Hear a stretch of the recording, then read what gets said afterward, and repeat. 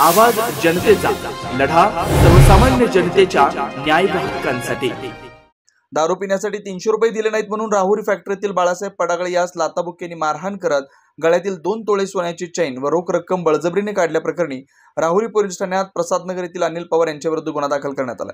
याबाबत बाळासाहेब जयवंत पडागळे यांनी राहुरी पोलीस ठाण्यात दिलेल्या फिर्यादीत म्हटलंय, 5 मे रोजी सकाळी चौकातील हॉटेल रॉयल टी सेंटर इथं माझा सक्का भाऊ मच्छिंद्र व मी गेलो असता त्या ठिकाणी अनिल पवार हा आला। मला दारू पिण्यासाठी 300 रुपये द्यायची मागणी केली। त्यावर मी माझ्याजवळ पैसे नाहीत असं म्हटलं असता त्याचा राग धरून शिवीगाळ देण्यास सुरुवात केली।